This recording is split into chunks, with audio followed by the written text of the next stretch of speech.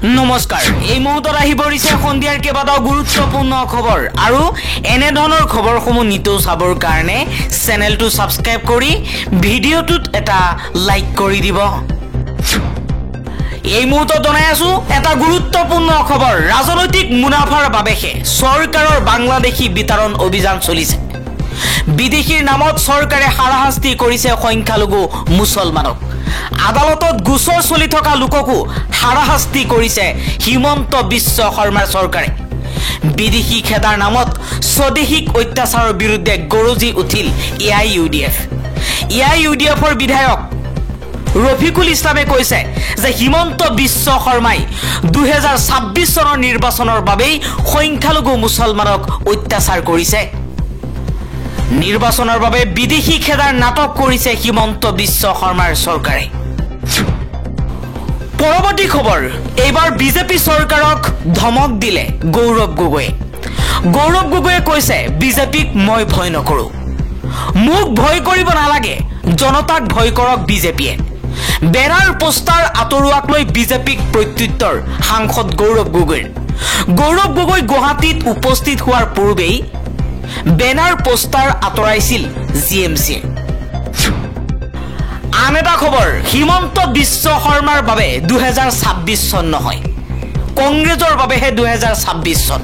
হিমন্ত বিশ্ব শৰ্মাৰ দিনত অসমত সৃষ্টি হৈছে ভয়ৰ পৰিৱেশ। মানৱেন্দ্ৰ শৰ্মা কমপ্লেক্সত গৰজি উঠিল কংগ্ৰেছ সাংসদ ৰকিবুল হুছেইন। ৰকিবুল হুছেইনে কৈছে হিমন্ত বিশ্ব শৰ্মাই ধমকেৰে ভয় ভাবুকিৰে মুখ্যমন্ত্ৰী হৈ থাকিব বিচাৰিছে, কিন্তু অসমৰ জনতা যেতিয়ালৈকে সুস্থ হৈ আছে তেতিয়ালৈকে এনেকুৱা মানুহক মুখ্যমন্ত্ৰীৰ পদত নবহায়, যিজনে হিন্দুক এফালে ৰাখে মুছলমানক আনফালে ৰাখে।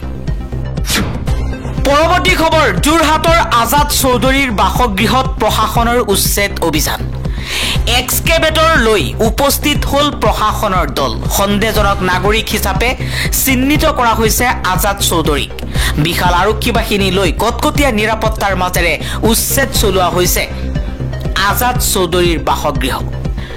বীৰ লাচিত সেনাৰ নেতা শৃংখল চলিহাৰ বিৰুদ্ধে কেইবাটাও মন্তব্য কৰিছিল আজাদ চৌধুৰীয়ে। বীৰ লাচিত সেনাৰ বিৰুদ্ধে মন্তব্য কৰাৰ পাছতেই বীৰ লাচিত সেনাই চৰকাৰৰ হৈ আজাদ চৌধুৰীৰ বিৰুদ্ধে এটাৰ পাছত এটাকৈ ভাবুকি দি অহাৰ পাছতেই এতিয়া শেহতীয়াকৈ আজাদ চৌধুৰীৰ ঘৰ খালী কৰিবলৈ প্ৰশাসনে নিৰ্দেশনা জাৰি কৰিছে। বছৰ বছৰ ধৰি অবৈধভাৱে চৰকাৰী ভূমি দখল কৰি থকা বাসগৃহৰ ওপৰত উচ্ছেদ চলোৱাৰ বাবে সাজু হোৱা বুলি জিলা প্ৰশাসনে জনাইছে। ইফালে আজাদ চৌধুৰীয়ে কৈছে যে সম্পূৰ্ণৰূপে চৰকাৰী টেক্স মই ভৰি আছো, কিন্তু বীৰ লাচিত সেনাৰ সৈতে মোৰ তৰ্কাতৰ্কি হোৱাৰ বাবেই এতিয়া বীৰ লাচিত সেনাই চৰকাৰৰ হৈ আজাদ চৌধুৰীৰ বিৰুদ্ধে এই ষড়যন্ত্ৰ ৰচনা কৰাৰ কথা উল্লেখ কৰিছে আজাদ চৌধুৰীয়ে। আন এটা খবৰ, কইনাধৰাত অসম আৰু মেঘালয়ৰ মুখ্যমন্ত্ৰীৰ বৈঠক সম্পূৰ্ণ। গুৱাহাটীৰ কৃত্ৰিম বান সন্দৰ্ভত দুই ৰাজ্যৰ মুখ্যমন্ত্ৰীৰ বৈঠকত গুৰুত্বপূৰ্ণ সিদ্ধান্ত। কৃত্ৰিম বান নিয়ন্ত্ৰণৰ বাবে IIT ৰুৰকীয়ে অসম চৰকাৰক দিব সমাধান প্ৰকল্প।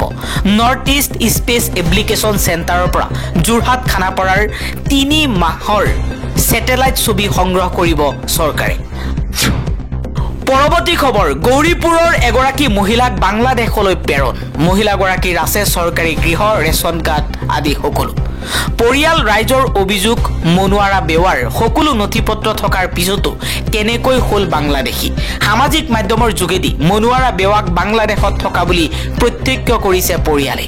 24 ঘণ্টাৰ পিছত মনুৱাৰাক উভতাই নানিলে ভয়াৱহ আন্দোলন গঢ়ি তোলাৰ হুংকাৰ স্থানীয় জনতাৰ। আন এটা খবৰ, ইজৰাইলৰ ওপৰত ভয়ংকৰ আক্ৰমণ। ইয়েমেনৰ দিশৰ পৰা ধাৰাসাৰ ৰকেট নিক্ষেপ। বাংকাৰত আশ্ৰয় ল'ব লগা হ'ল ইজৰাইলী সেনা আৰু সাধাৰণ লোক। এবাৰ ইজৰাইলৰ ওপৰত প্ৰত্যুত্তৰ দিছে ইয়েমেনে। ইজৰাইলে নিৰীহ সাধাৰণ শিশু মহিলা বৃদ্ধক এফালৰ পৰা হত্যা কৰিছে পেলেষ্টাইনৰ গাজা আৰু পশ্চিম পাৰত ইয়েমেনৰ বহু ঠাইত ইজৰাইলী সৈন্যই ভয়ংকৰ আক্ৰমণ চলাইছে এবাৰ পুনৰ ইয়েমেনৰ দিশৰ পৰা ধাৰাসাৰ ৰকেট নিক্ষেপ কৰা হৈছে ইজৰাইলৰ ওপৰত আন এটা খবৰ এইবাৰ সৰব হৈ পৰিছে গৌৰৱ গগৈয়ে কৈছে মোৰ ৰাজনীতি আৰু হিমন্ত বিশ্ব শৰ্মাৰ ৰাজনীতিৰ মাজত আকাশ পাতাল পাৰ্থক্য আছে গৌৰৱ গগৈয়ে কৈছে মই হিমন্ত বিশ্ব শৰ্মাৰ ৰাজনীতি নহয় প্ৰয়াত তৰুণ গগৈদেৱৰ ৰাজনীতিহে কৰিম গৌৰৱ গগৈয়ে কৈছে হিমন্ত বিশ্ব শৰ্মাৰ দৰে সাম্প্ৰদায়িক ৰাজনীতি মই অসমত নকৰো অসমৰ সকলো জাতি জনগোষ্ঠীক লগত লৈ আগবঢ়াই লৈ যাব লাগিব পৰৱৰ্তী খবৰ কংগ্ৰেছত নাই হিন্দু মুছলমানৰ ৰাজনীতি গৌৰৱ গগৈৰ নেতৃত্বত সকলোকে ঐক্যবদ্ধভাৱে কাম কৰাৰ আহ্বান জাকিৰ হুছেইন সিকদাৰৰ জাকিৰ হুছেইন সিকদাৰে কৈছে কংগ্ৰেছত বিজেপিৰ দৰে সাম্প্ৰদায়িক ৰাজনীতিৰ স্থান নাই কংগ্ৰেছত হিন্দু মুছলমান ঐক্যবদ্ধভাৱে অসমখনত আগুৱাই লৈ যাবৰ কাৰণে চেষ্টা কৰা হয় পৰৱৰ্তী খবৰ পিছুৱাই দিয়া হৈছে আহিবলগীয়া নতুন অসমীয়া ছবি ৰুদ্ৰৰ মুক্তিৰ দিন 6 জুনৰ পৰিৱৰ্তে 27 জুনত মুক্তি লাভ কৰিব ৰুদ্ৰ ছবিখন ভাইমনদাৰ সফলতাৰ প্ৰতি লক্ষ্য ৰাখি পিছুৱাই দিয়া হৈছে ৰবি শৰ্মাৰ ৰুদ্ৰ ছবিৰ দিন আন এটা খবৰ ভয়াবহ বান পৰিস্থিতিৰ বাবে বিদ্যালয় বন্ধৰ ঘোষণা 4 আৰু 5 জুনত বন্ধ থাকিব সকলো বিদ্যালয় শ্ৰীভূমি জিলাৰ বিদ্যালয়ৰ বাবে প্ৰশাসনে জাৰি কৰিছে নিৰ্দেশনা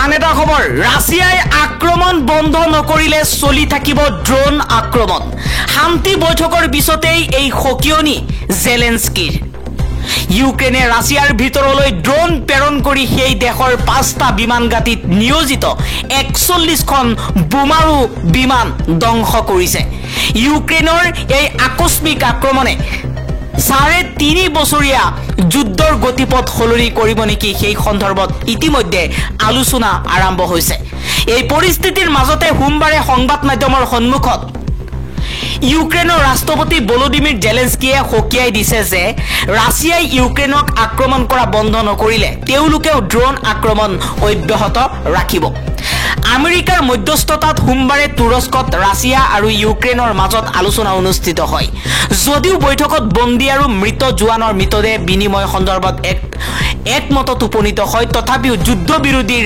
ক্ষেত্ৰত দুয়ো পক্ষই দৃঢ় সিদ্ধান্তত উপনীত হ'ব পৰা নাই এই সংঘাত বন্ধ কৰিবলৈ ইউক্ৰেনে বৈঠকৰ পূৰ্বে কেইবাটাও চৰ্ত দাখিল কৰিছিল ৰাছিয়াই অৱশ্যে বৈঠকৰ সময়তে নিজৰ চৰ্তসমূহ দাঙি ধৰে ইউক্ৰেনৰ প্ৰতিনিধিয়ে কৈছে যে তেওঁলোক চৰ্তসমূহ পৰ্যালোচনা কৰি এসপ্তাহৰ পিছত সিদ্ধান্ত ল'ব দুয়োখন দেশৰ প্ৰতিনিধিৰ মাজত হোৱা বৈঠকৰ অন্তত ৰাছিয়াৰ চৰকাৰী সংবাদ সংস্থাই মস্কোৱে দাখিল কৰা চৰ্তসমূহ ফাদিল কৰিছে ইয়াৰ ভিতৰত আছিল ইউক্ৰেনত ৰাছিয়ান সেনাই দখল কৰা অঞ্চলসমূহ মস্কো গতাই দিয়া আৰু ৰাছিয়ান ভাষাক ইউক্ৰেনৰ চৰকাৰী ভাষা হিচাপে স্বীকৃতি দিয়া স্বাভাৱিকতে ইউক্ৰেনে এই দাবী নাকচ কৰিছে আনহাতে শান্তি আলোচনাৰ মাজতে ৰাছিয়াই পূব ইউৰোপত বিমান আক্ৰমণ অব্যাহত ৰাখিছে ৰাছিয়াৰ সীমান্তৰ ক্ৰামান্স্কত এজন লোকৰ মৃত্যু হৈছে আহত হৈছে দুজনকৈ লোক আন এটা খবৰ বানে জলাকলা খুৱাইছে অসমৰ জনতাক বানৰ কবলত পৰিছে ৰাজ্যৰ 22খন জিলা ধাৰাসাৰ বৰষুণৰ বাবে সৃষ্টি হোৱা বান পৰিস্থিতিয়ে অসমত তীব্ৰ সংকটৰ সৃষ্টি কৰিছে 22খন জিলাত 5.35 লাখতকৈও অধিক লোক বানপানীৰ বাবে স্থানচ্যুত হৈছে বৰ্তমানলৈকে মৃত্যু হোৱা লোকৰ সংখ্যা 11 জনলৈ বৃদ্ধি হৈছে অসম ৰাজ্যিক দুৰ্যোগ ব্যৱস্থাপনা কৰ্তৃপক্ষৰ তথ্য অনুসৰি 22খন জিলাৰ 65টা ৰাজচক্ৰ আৰু 1254খন গাঁৱৰ